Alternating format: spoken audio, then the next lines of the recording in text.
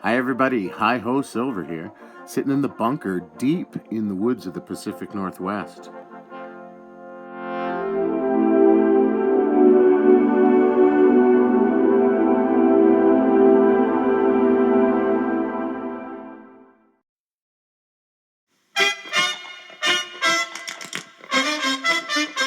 Well, here in Bunker Bullion 13, I'm tumbling for you. Thanks Salivate Metal for the great suggestion for a song. This one from Culture Club. Well, guys, I'm still experimenting. How am I going to get really cool shine without spending as much time and still get all these little teeny details off?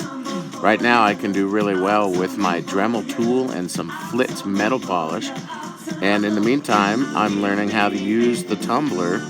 I got this stuff Shine Bright. It's a burnishing compound. Just takes a little teeny bit. Well, in this episode, we're going to take a look at some of the different finishes and polishes that I've been getting with the tumbler and kind of start narrowing it down and choosing just which products I'm going to offer in the future. We're also going to take a look at the first kilo plus bar that I ever poured. Poured it for my friend Silver Dude 177.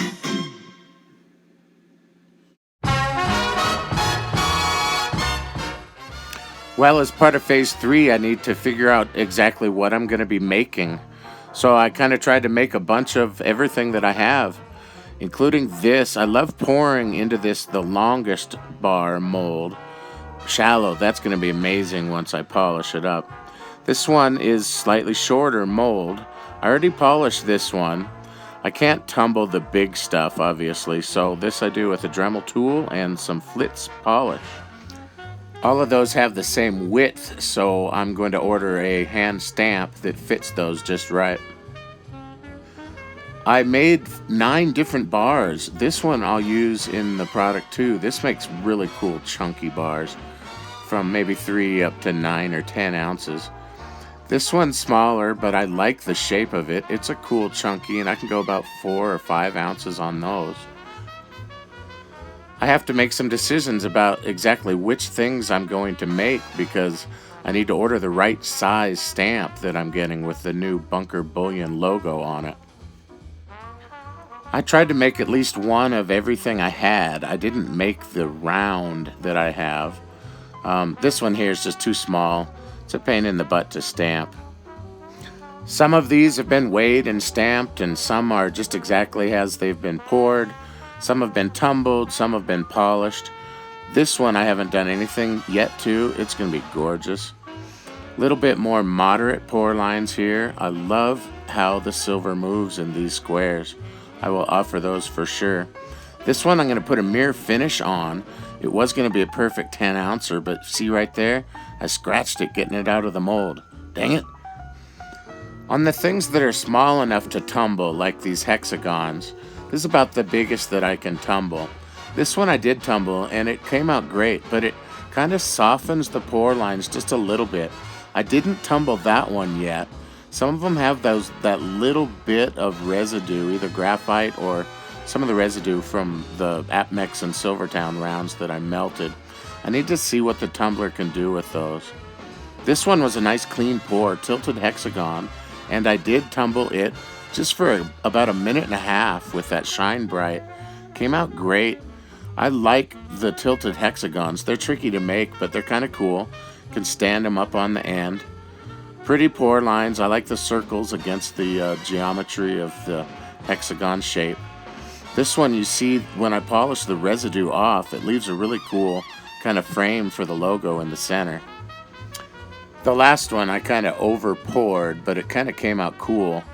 I like that little splash in the center. I might keep that one myself. So I'll keep working on these. I'm not sure. I'll sell most of them. I'll remelt some. Some are too small. I'm not going to offer them as products, but I'll put them in a little grab bag at some point. I love the Bunker Buster. It's coming out great. I love the crater finish. That's basically going to be what they look like. I don't think I'll do a crater finish on any of the others, but it looks great on this mold. One thing I'm going to mess around with is this. I kind of poured this a little bit and cooled, poured a little more and cooled. Came out great. I'll put a nice polish on that. That's going to be super cool looking. I love all the different textures on there. So I'm starting to get a decent idea of what I'm going to offer. These are all 4 made with the same mold. Different textures, different pour lines, different sizes.